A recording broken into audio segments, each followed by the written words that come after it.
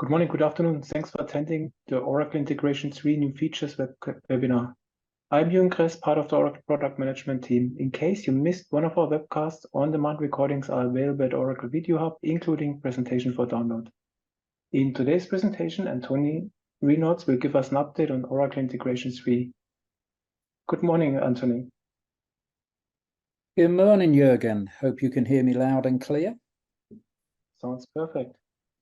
How long are you working on integration products and that business? Well, that's a very long time, Jürgen, as you and I go back almost 20 years. I think about 18 years on integration. So tons of experience from on-premise to the cloud. Yes, and combining both with hybrid, which is the exciting stuff today. Excellent. So what do we expect today in your presentation? Okay, so we're going to talk about what's new in OIC3, and we're going to focus on the connectivity and the core integration, some B2B enhancements, improved security options, and some exciting announcements that will really be of interest to the partner community around building application adapters. Excellent. Let's get started. So please pay attention to the Oracle Safe Harbor statement. Please blog and tweet only about services and functionality which is available today. Quick housekeeping, please feel free to post your questions via the conference Q&A tool or Twitter anytime. At the end of the webcast, we will answer them. Slides will be available at our Video Hub channel and at the community websites. Please share your feedback via the Zoom survey at the end of the webcast. For today's agenda, I will kick off the webcast with some brief announcements and then hand over to Antony, and at the end we will answer your questions. So for Oracle integration partners, we offer all the updates from Oracle Cloud World. You can watch the keynotes like Safra's and Larry's keynote presentation at the website oracle.com/cloudworld. We also offer a community webcast with the highlights like RPA and the new Oracle Digital Assistant 2nd generation with large language models. At the sessions catalog, you find all the presentations for download and some of them also as a video on demand. For those who are a member in the partner community, you can also access the presentations at the community website. So make use of them, get yourself familiar with the Oracle Cloud World announcements. We are excited to share that we updated all of our online trainings and certifications. For sales, solution engineer, and implementation, the exams for the 2024 edition are available. Sales and solution engineer are free guided learning passes, online trainings, including free online certifications. If you have the partner's credentials, you can access them at learn.oracle.com. If you need help to access them, please contact the Oracle partner team. And the Oracle Cloud Infrastructure Application Integration Implementation Certification is also available in the 2023 edition. To get you prepared for projects and the certification, we continue to offer this free hands-on bootcamps for partners. Those 3-day events help you to get insights into to connect SaaS for ERP, HCM, and CX. And at the end of the training, you should be able to build your own integrations. Upcoming schedules include in November, Asia, in November, also Europe, Middle East, and Africa, and the training in Portuguese in December. For details and registration, please see our community newsletters. And we also updated the community website. To access the community website, please register for the newsletter. On the digital assistant side, the same applies here to Oracle Cloud World presentations, which are available, including keynotes, the community webcast, the session catalog, and the presentations at the community website. We offer an on-demand digital assistant hands-on training, so make use of it. And we also offer it in South America and in Brazil. For details, see the community newsletter and access the community website. Today's webcast is recorded and will be available on demand, including presentations at Oracle Video Hub. On the customer side, we host our regular success stories where customers and partners present together successful implementations. The next edition will take place November 15th, where InnoApps presents a case in the construction industry. Please register and please reach out to myself if you're interested to present a success story. The latest product update webcast on Oracle integration with Neil and myself is available on demand and is also promoted in the customer newsletter. On the digital assistant side, the latest product update with Robbie and myself from September is available on demand and is also published in the customer newsletter. Also, all the customer webcasts are available at Oracle Video Hub. With that, we would like to start the section of Oracle Integration 3, and therefore we would like to launch a short survey. So we have an online poll, and please answer the following question. Are you using Oracle Integration 3 today? So the choices are yes, you are in production with Oracle Integration 3, or you are in development with an Oracle Integration 3 project, or you're not yet working on Oracle Integration 3 projects. The second question is, what about your experience with Oracle Integration 3 compared to Integration 2? Do you think Oracle Integration 3 is excellent? You prefer Oracle Integration 3 because of the maturity? Or you believe that Oracle Integration 3 needs some improvements? And if you believe so, you can specify them in the webcast survey at the end of the webcast. So results are coming in. We wait a few more seconds. Antony, while we wait for the online poll, can you give us an impression how many instances are already up and running on Oracle Integration and Oracle Integration 3 in specific? Okay, so currently about 20% of our fleet is running OIC 3, and we have upgraded from Gen 2 to OIC 3 around 2,000 instances, and that represents about 50% of the OIC 3 fleet. So half of the fleet started life was provisioned as OIC 3. The other half of the OIC 3 fleet was upgraded from existing Gen 2 instances. And as I say, we're currently 20% of the customer base or the instance base is running OIC 3. So we're beginning to see adoption, and our target is by the middle of 2024 to have everybody running OIC 3. We're currently running with customers in production across commercial regions. We have customers just going live in the US Gov regions, OC2, and we also have customers going live in OC4, which is the UK Gov region, and we're available in pretty much every region and realm. Wonderful. That reflects also the online results. So I share the results, and there are already 7 partners who are in production with a customer project. There are plenty of projects in development, 28 of them, and 61 not yet. Feedback on Integration 3 is excellent. So 64% voted for excellence, 22 prefer Integration 2, and 15% would like to give us some recommendations. Antony, with that introduction, over to you.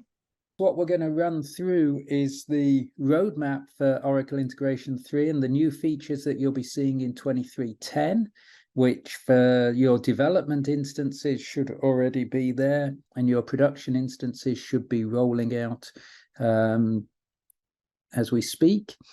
Let's move through. As Jürgen says, some of the items in this slide will be referring to future releases, particularly 23.12, 24.02.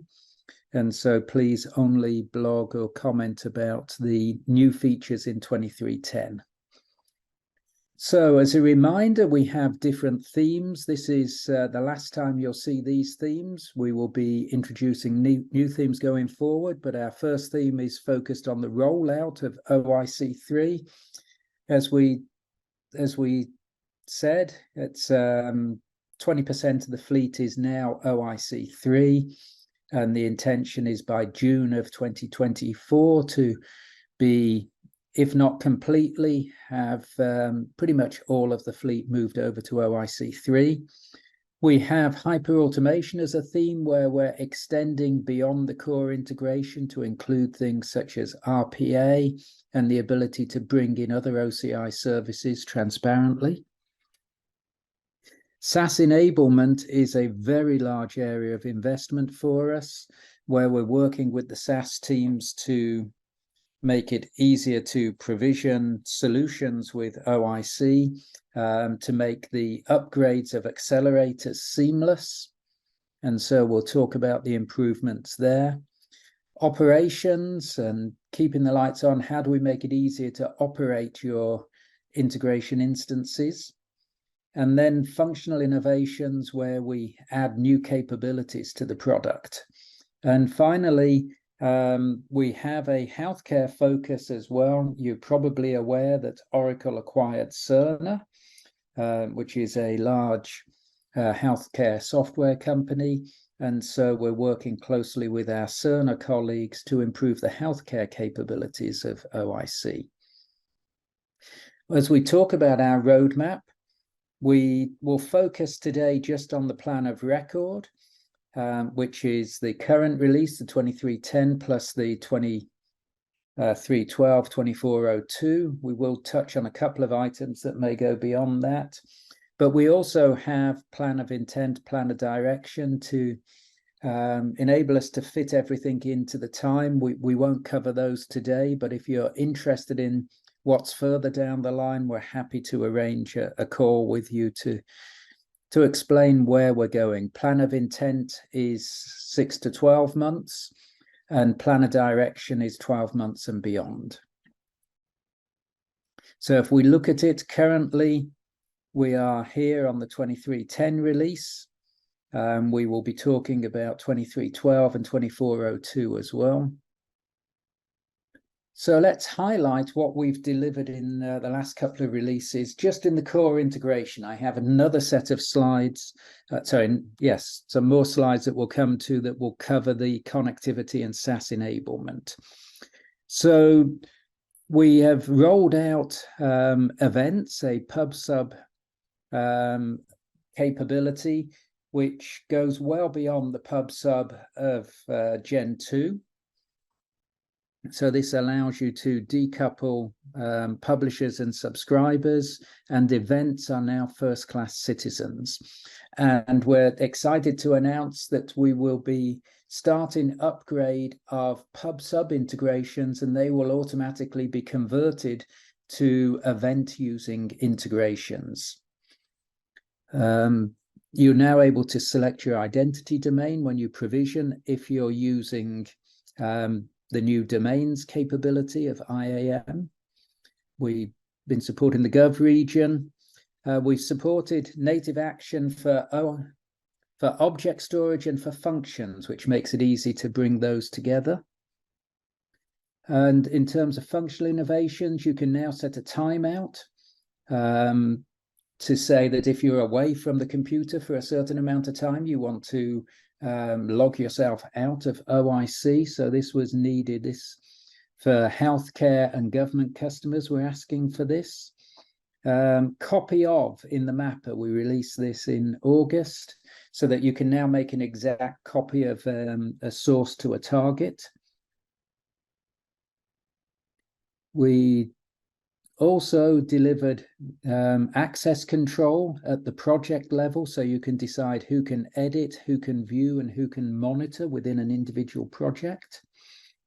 A number of B2B capabilities. And one of the most exciting things we have is that we've delivered 100 megabyte payload support, so that now your payloads can be up to 100 megabytes.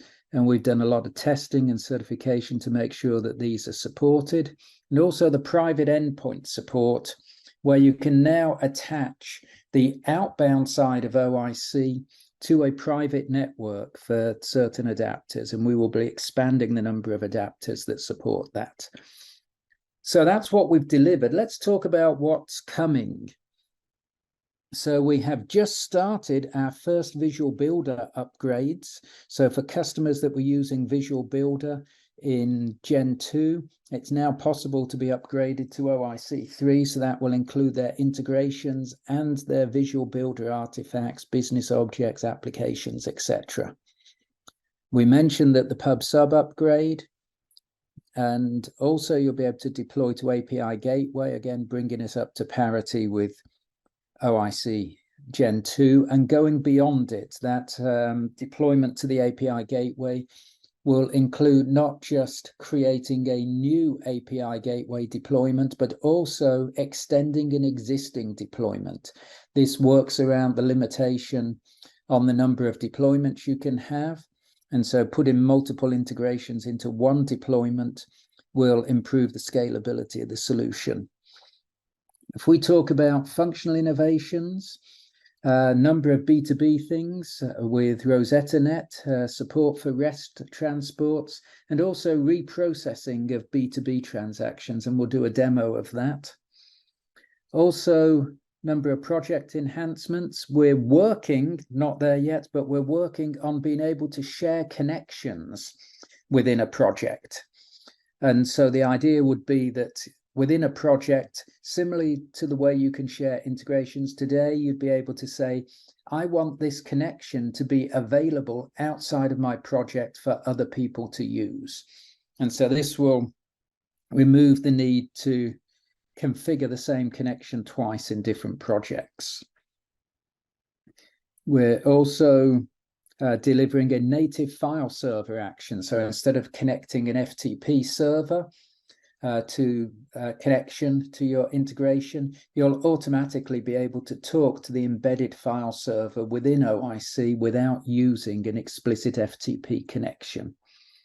We're also adding a test UI button to the canvas, so that when you're in the canvas developing and you want to test, you won't have to, as you do today, leave the canvas, activate the integration, go to the test screen, run the test, find out what's wrong, deactivate the integration, and then go back to edit. All of that will be done for you by clicking the test button within the canvas. So that should improve the develop, test, debug cycle for you.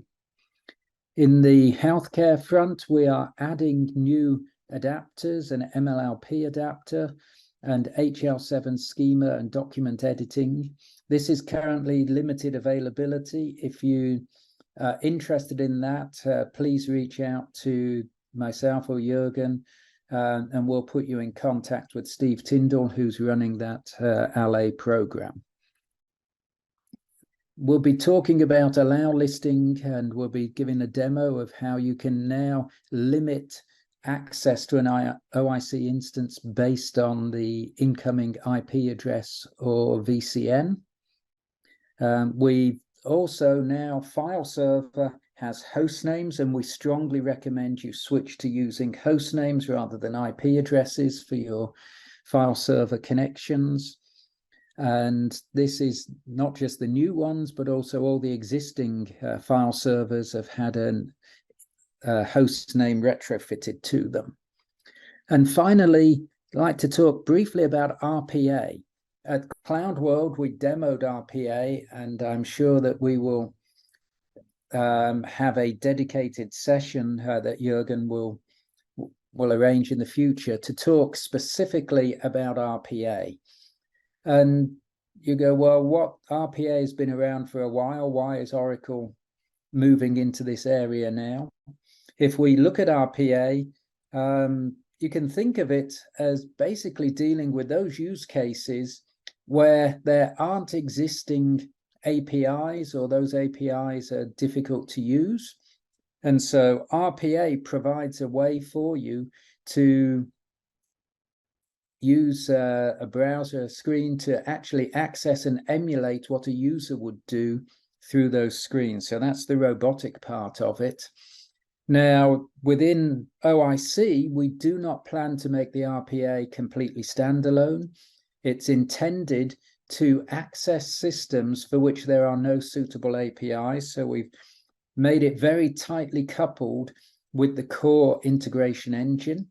This makes it easy to use and easy to get the best of both worlds. So you use APIs, those are stable, they're highly reliable. The RPA flows can sometimes be brittle in that changes in the UI can cause them to break. And so use RPA where it's necessary, and mix it with your core integration. So that's something that we'll no doubt be talking about in a future session.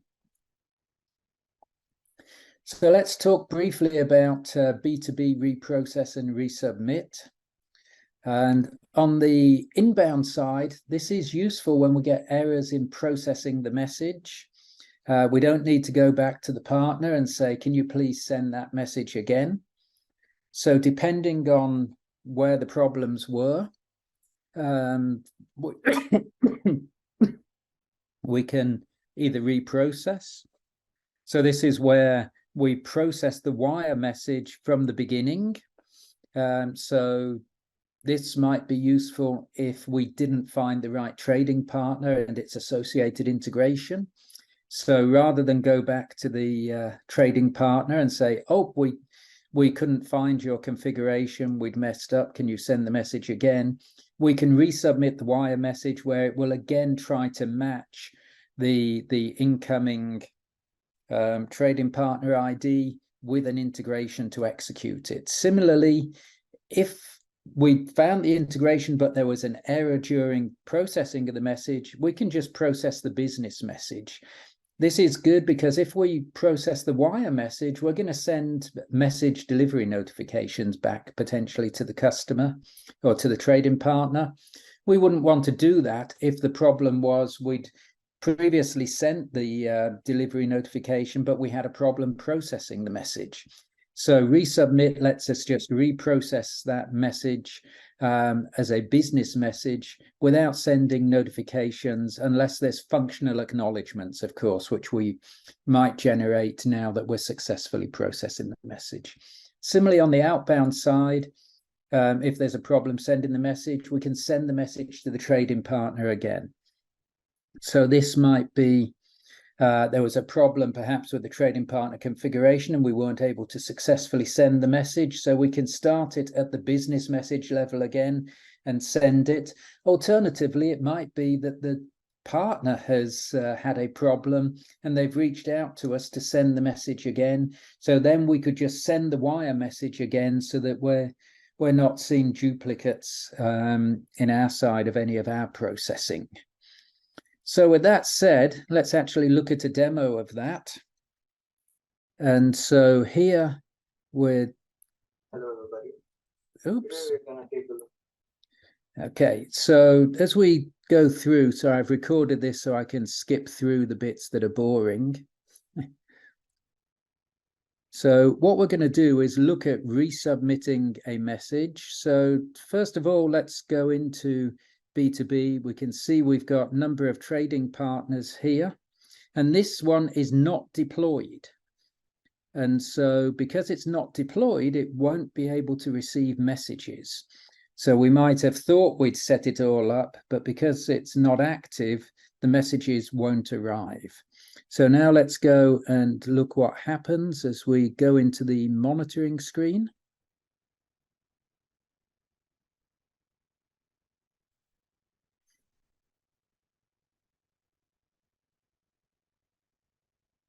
Right. So here within the monitoring screen, we can see all the different agreements. We're just going to send a message to us now. And so we've sent a message. So let's go and look at monitoring. And here we can see that there is a data error. So we can see, okay, there we go. So we've received the message. We can actually go and look what the error is, and there's no trading partner agreement found. So the problem is we seem to be missing a trading partner agreement. So let's quickly go back to our B2B, to our trading partners, and let's look at those transport and agreements, and let's actually go ahead and deploy this trading partner agreement. And now that we've deployed it, let's go back to our observability, and we see here in our tracking the wire messages. This was the failed message. So let's submit it again. So this will process and deliver the message again. So it tells us clearly what's going to happen. And so we've resubmitted the message. We hit refresh a few times, and now we see that this time the message has succeeded. And so we're able to successfully recover a message that we were unable to find the trading partner for without having to go back and ask the trading partner to do it again. And when we look at it, we will see that in the flows and the details that there's a resubmitted message there. If we were to go to the activity stream, we would also see a resubmitted message in there as well. And again, we can see the original message that it failed, and that we have full history of everything that went on. So with that said, let's let's also look at what happens if we actually want to resubmit the business message. So here we see that there's a business message that had failed to process. The reason it failed to process was somebody thought it was a good idea to turn off the FTP server. So let's start it again. So the reason we had a failure was that when we went in, we were unable to write to the FTP server. So now that that's repaired, let's go back in to the tracking.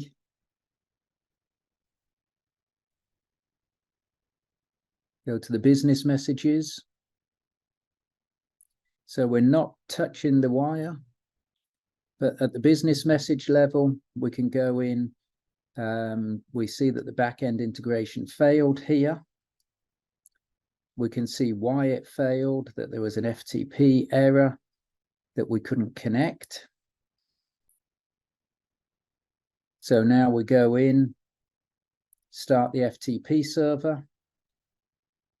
We can go back to observability. There's our errored one. We can now hit the submit button or resubmit. And this will deliver the message again. So it won't process the wire transaction. It's just going to process the message itself. And so we've resubmitted that. Sometimes takes a moment or two, but this is a demo, so it was faster. And so there we can see that it was marked now as resubmitted, the original failure. And we can go and see that, yes, there was a resubmitted message associated with it. And we click on that and it shows us the exact message. And again, we can drill in and see the details on that. So with that in mind, let's go back and see what the next item is, the access control lists.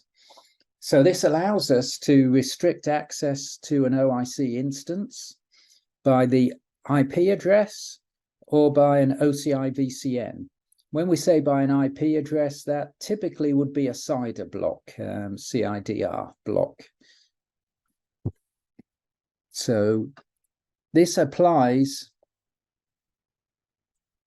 to the design time, integrations across HTTP, and to the file server. That's the embedded FTP server within OIC. And unlike in Gen 2, we provide self-service support for access control lists to the file server. Now, one thing, until all the production shapes have been updated, this will not be available. So expect this to be available early in November. because this is applied at the control plane level, the OCI console level, we have to wait for the capability to be available in all our OIC instances before we make the UI available for you to set it up. So let's go and have a look at how this works. So here you can see I have an OIC instance in the OCI control plane. And we have this new network access section where you can go in and choose the network access to restrict the network access. So we have these buttons. Note that the loopback is there in OIC3. If you're doing a local invoke, it will never leave the internal processing of OIC. If, however, you have a connection that loops back, then by default it will be blocked unless you enable that loop back. Note, however, that that loop back goes through a route that is shared by all OIC instances in a region, and hence enabling loopback potentially opens you up to calls from OIC instances other than your own. And so that's warned about, and we let you know. So generally you shouldn't need the loopback in OIC3. And as you can see here, we have different kind of options. We can go in and choose HTTP and file server, or we can restrict it just to file server or just to HTTP. And we have a limit on the number of rules, and we show you how many rules we have for each of them. So this is the same 15 limit that we had in Gen 2. We can then go in and put in our IP address or CIDR block. And so we could put in whatever number we wanted in there.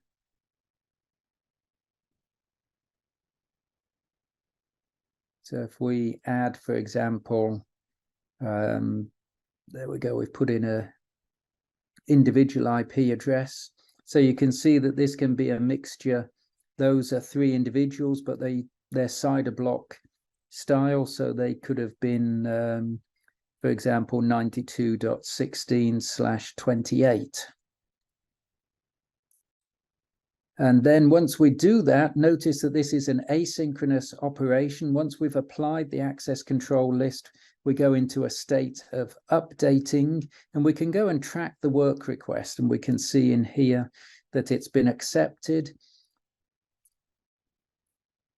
And when we come in, we see it's now active. So we see that that work request has been completed. And if we go back, these are now all in effect. And so only these IP addresses will be allowed to access the system. So that's the access control lists. Let's talk now about some of the connectivity and pre-built enablement that's going on. And so what's been delivered over the previous releases? Some key things: if you are not working with accelerators, you really need to be looking at those. And a key capability we've had now is to clone an accelerator so that you can make a copy of it. We also have added support for for each loops and for invokes, so that when you extend an accelerator, you can now have a for each in the extension, or an invoke. And we auto merge the extensions on an installer upgrade of an extended accelerator. This is really important because it means that you can now develop accelerators for your customers. Those potentially can be revenue generating, and we'll be having some announcements around that in the coming months. But if you build an accelerator, your customers can extend it, and then when you release an enhanced version of the accelerator, they can apply those same extensions to the new version of the accelerator. So that's a significant advantage to using accelerators, because it means that they're upgrade safe. We've also delivered new adapters, couple of new adapters that are important Remember, we talked about the OIC event mechanism and how events were first-class citizens. However, OIC events are not the only events out there. So we've now extended support so that our adapters have support for the Azure event grid. And they include dealing with the complex authentication mechanisms that are supported by Azure. And also GCP PubSub, we can publish and subscribe to events from GCP's PubSub service as well. We've also enhanced a number of adapters, including support for new atom feeds in the HCM adapter. We've added inbound polling without connectivity agent for the cloud-based database adapters. Very helpful. So you don't need to, if you've got a public database out there, you don't need to have a connectivity agent to poll it. And similarly, we delivered that for Kafka and the streaming adapters as well. So again, if you've got public endpoints for Kafka and streaming, you don't need an agent anymore to read from them. So what else have we done? We've certified the DB2 adapter on AS400s or iSeries. We mentioned the large payload support, new host key types in the FTP adapter. So let's move on to what's being delivered either in the 2310 release or moving forward in future releases. So number of items here.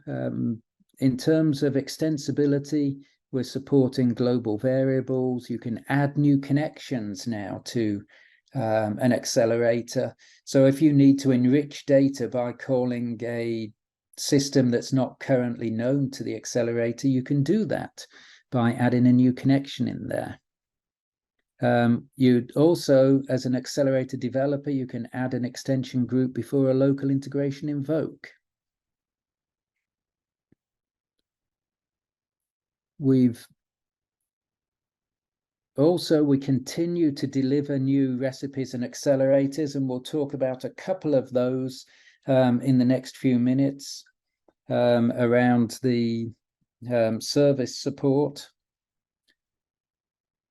We've also excited to have an Opera accelerator on OIC3. Opera is a hospitality application provided by Oracle, and so allowing you to connect that to ERP. And also a maintenance cloud to Oracle Field Service Accelerator will be coming. In addition, we continue to support third party. So this is Azure Service Bus and Azure and GCP storage solutions. We'll be adding BigQuery in the future from Google and some specific AWS services. We're very excited to announce an outbound GraphQL adapter. This is designed to work with multiple different target systems. So rather than embed it as a single individual application adapters, there's a generic one that will allow you to talk to several different kinds of application, as long as they're supporting GraphQL. And we will be supporting GraphQL inbound in future releases. Also, enhancements to existing adapters, particularly around the batch features, to make it easier to use those. In terms of the most important thing, I think, of all these announcements for you as partners is the Rapid Adapter Builder. And so we've rolled it out internally to our SaaS teams, and we've already made it available to selected partners as early adapters. What does the Rapid Adapter Builder do?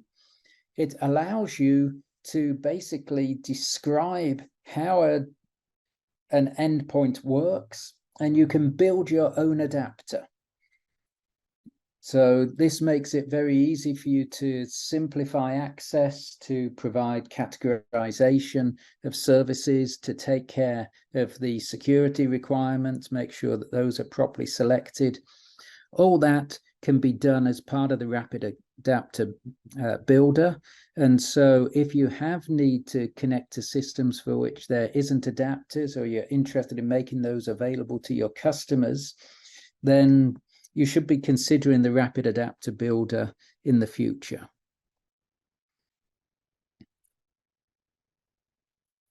So let's move on. We've talked about the new healthcare adapters previously. We're also going to be adding in the upcoming releases support for JSON schemas in the REST adapter. So today you can take an XML schema and upload it. You can also take a JSON sample document, but JSON schema will allow us to take a formal definition of JSON, load it in, and use it as a request or response as part of the REST adapter. So we're excited to announce that we have an HCM to Oracle Field Service Accelerator. And so this allows us, with our new persona, to install and extend accelerators, so that you can't create new integrations with this persona, but you can install and extend. And so you would look for your accelerator, install it, configure it, and validate it. And then if necessary, you could extend the accelerator, and we will automatically validate the extended accelerator. You can test it, and then you can promote the extended accelerator from development to production. And we do the same thing on an upgrade. So when we come in to upgrade the accelerator, we give you the option to apply the extensions that you did on the old version to the new version. You can then do any additional configuration of the accelerator, validate it, and then promote it from dev to production. So the whole experience is much cleaner there. So with that said, that finishes our slideshow for today and our discussion. We've got a little bit of time for Q&A. So I'm going to stop sharing and switch back to Jürgen, and let's have a look at what we have. And so, so first, one question I see here is, will VBCS no longer show up as a blocker to in the upgrade screen? And that is correct. That will now be, that has been removed now as a blocker. And so if you're using VB, you will have the option to upgrade. Okay, so when will RPA be available? RPA will be available in the first half of 2024.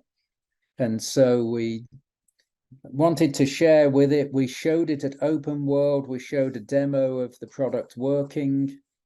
And I'm hoping that we'll be able to get something set up in a forthcoming partner webcast to show all the details of RPA and explain exactly how we're positioning it.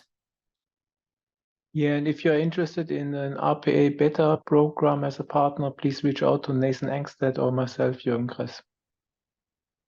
Yeah, thanks, Jürgen. Yeah, as we're still taking early adopter requests, and we'd love to have some of our partners involved with that. Okay, kind of a detailed question, perhaps better suited for.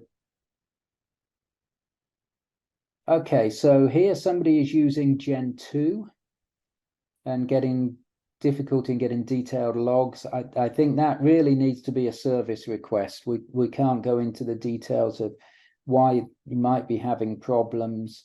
If you've already got the debug level tracing on, that is the maximum level of tracing you can get. So if you've got specific issues there, please raise an SR and we'll follow up with you there. Okay, will there be a native way to use Azure AD as the identity provider for OAuth? Currently, the only way to use any identity system other than identity domains or IDCS is to federate them with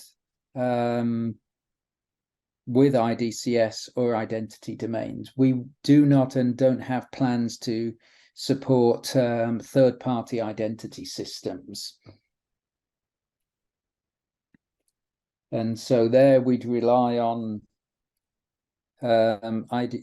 But for the OAuth, we do support outbound any OAuth provider, but for inbound authentication, it would have to go through IAM, either with IDCS if you are a pre-domains customer, or with domains if you are using IAM domains.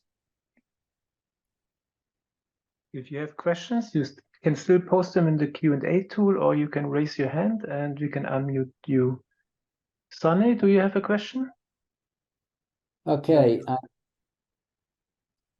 And I see a question here from, and I'm sorry, Nagaroju. I'm probably completely mangled your name and I apologize. You're on Gen 2. Do you have a hard date to move to OIC 3? Okay, so we would like to have our OIC 3 migration complete by the end of the year. We are trying to target our largest customers for the end of the year. For example, we have a customer with 100 instances. There is no way we're going to upgrade them in a month. It will take us a while. And so we're trying to target our largest customers for additional hand-holding. So customers that have tens of OIC instances will probably be spread over several months. We want those to push out into the middle of the year. And we are trying to get as many people as we can upgraded in the first quarter of 2024, particularly if they only have 2 or 3 instances. So hopefully, Nagaraju, that answers your question.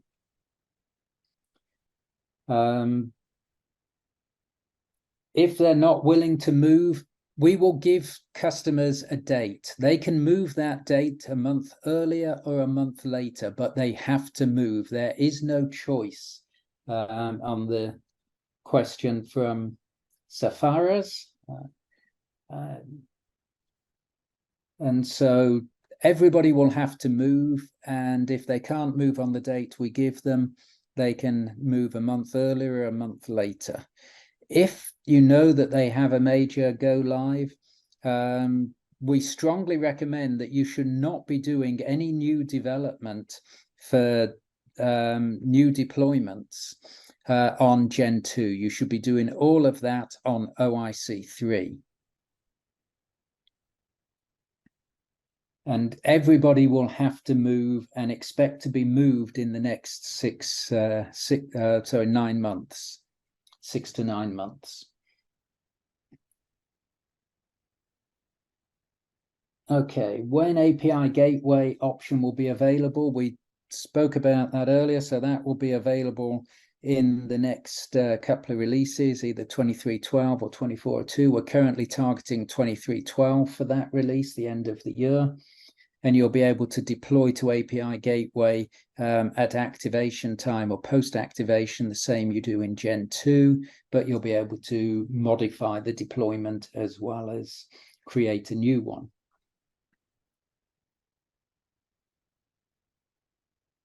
Yes, IDCS has been replaced by IAM. We're currently, the identity team is currently in the process. All new OCI tenancies get identity domains, IAM domains. Existing tenancies are in the process of being upgraded. So you will see a number of you have probably had emails telling you your tenancy is about to be upgraded. Some of you may actually have been upgraded. We started it in some of the smaller regions, and we're now rolling out to Ashburn and Phoenix, which are our largest regions. So you have no choice. Like moving from OIC Gen 2 to OIC 3, you have no choice about moving from IDCS to identity domains. I think we've answered whether it's mandatory or optional. It is a mandatory upgrade. And when you upgrade, yes, everything will be moved from your Gen 2 instance to your OIC 3 instance, and you will lose access to the OIC 3 instance. I doubt that any of you actually wanted to keep the old host name pointing to the old instance, because then you'd have to change the host name in all your clients. So that's why you don't get access to the old instance, because the old instance host name has been reassigned to the new instance.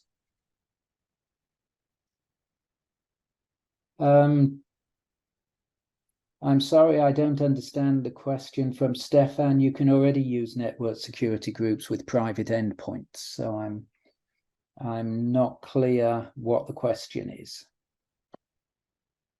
Maybe Stefan can clarify there.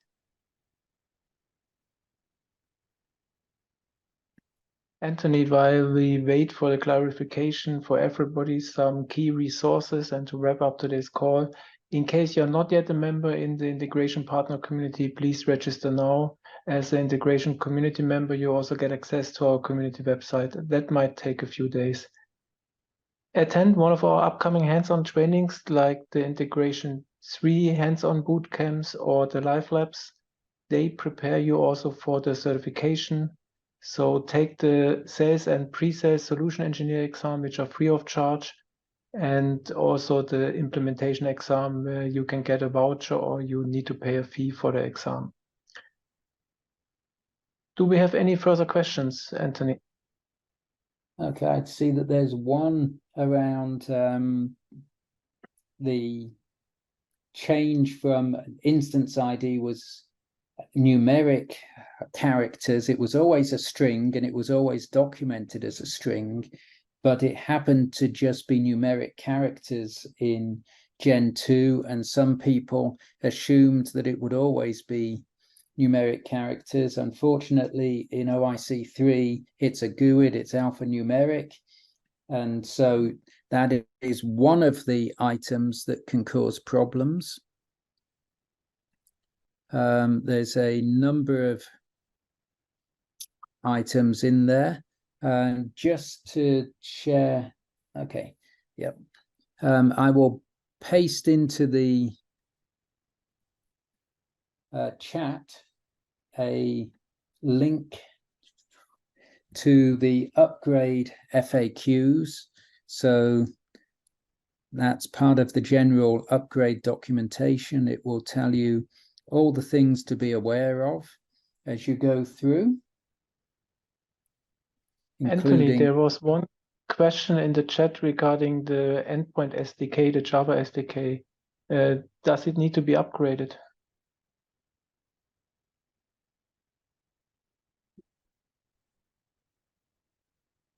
This is why you ask the questions in the...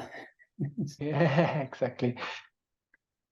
I'm trying so to... if you have questions, please post in the Q&A. But it was regarding the Java SDK for the local agent. Ah, okay. Thank you. Mentioning the agent made it make sense. Yeah. Okay, so it is mandatory to upgrade to Java 17. You may have noticed that Java 8 is out of support. Java 11 is about to go out of support. There are changes in the code base required for Java 17 that we had to make. And so we want to get back to a nice clean code base, because Java 17 added additional security requirements that we had to comply with. So the expectation is that by the end of the year, all our customers will have moved to Java 17 and uptaken the new style key stores.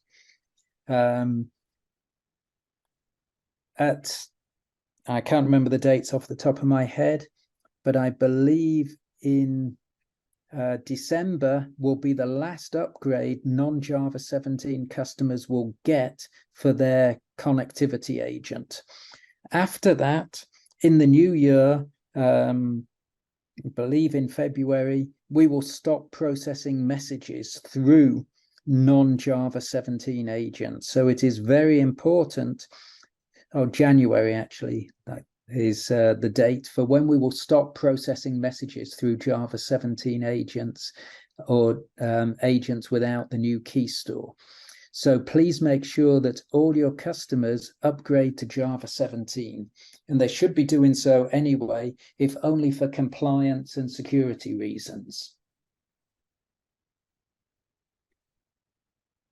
Okay, so Ramesh was asking, is the upgrade side by side? No, we replace the existing Gen 2 with an OIC 3. However, if there are problems, we can roll you back to the Gen 2 instance. We have done that for less than 1% of instances to date, or 1% of customers, sorry, that's and we're aiming, our target is 0% rollbacks. Okay, so let's And try if Stefan is uh, online. Stefan, can you hear us to clarify your question? Yes, I can hear you. Can you hear me? Yes, Yeah. Stefan, we can. Okay. Yeah, as a road, we prefer NSGs over security lists, but unlike with other endpoints, private endpoints like on the ATP or so, I do not see an option to provide it to configure an NSG on an OMC endpoint. Okay, I believe that those should work, but let me follow up on that. And if you can drop a note to Jürgen or myself, I'll follow up on that for you. Okay, that would be great. Thank you. Dankeschön.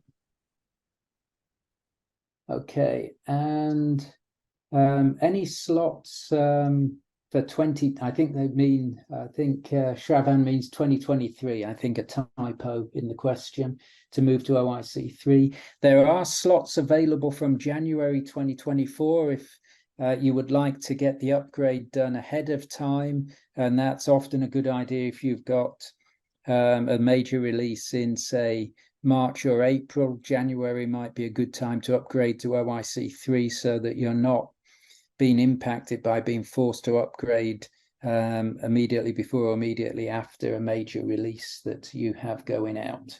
So thank you, Shravan, for that question. Yeah, there we go. Correction in the next next question. Okay. All right, and I see that the certification question was answered by Kishore. Thank you.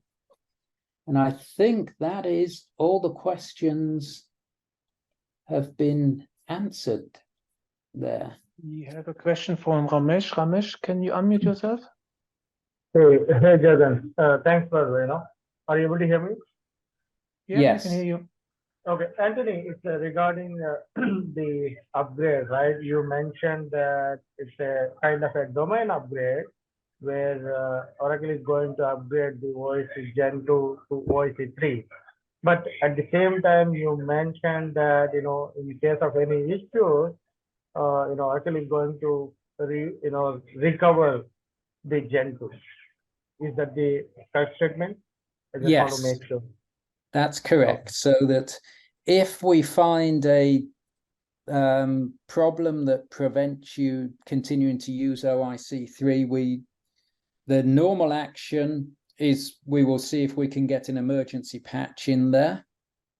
If we're unable to provide an emergency patch in a time frame that would meet the business requirements, then we will do a rollback. So generally, we only would do a rollback for a production instance, and we would prefer to find an emergency patch and get that applied for development shapes.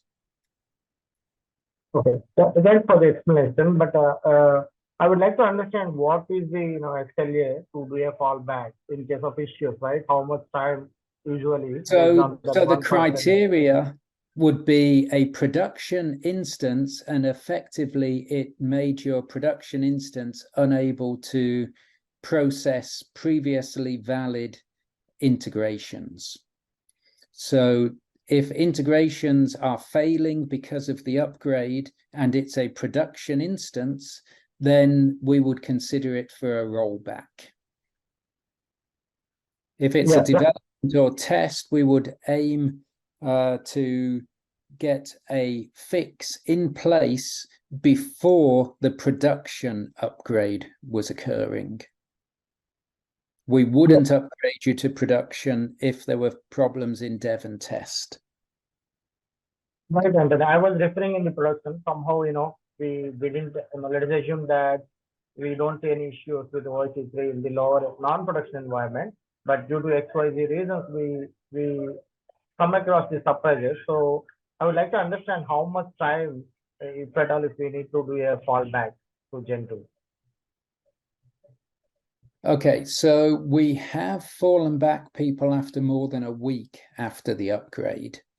As I say, we have a very small number that we've fallen back, but any number is more than we want. We make a lot of effort to make sure that there is no need, but there is a facility to fall you back, and the fallback, once it's been agreed that's the only viable option for the business is to fall back, then we can do that within a matter of an hour or two. That's great. Thank you. Appreciate it. Okay, and final question. The OIC URL does not change upon upgrading the instance. That's very important because you don't want to have to go in, and I think of one customer that had 3,000 clients. You don't want to go back and change those 3,000 clients. Antony, thanks again for the wonderful presentation and the demos, and once again a legendary Q&A session. So that was wonderful to answer all the questions, and thank you everybody for attending. It's great to get the feedback on Integration 3 and all your questions, so please continue that. You can also reach out to the local team. Neil Kominski is our product manager in EMEA, Paolo Mota in South America, Ravi Chaplani in North America, Ravi Pinto in India, Steve in Asia, and also for healthcare, or reach out to myself. And please make use of the Oracle Partner Slack channel. There you can ask your questions, and thanks to Keisha and Supani and the whole team for answering them. Please complete the online survey once you leave the webinar, and we are looking forward to welcome you on November 28th. We plan a session with Steve on the healthcare adapter and the healthcare functionality, so please join us and have a great time. Thank you for attending.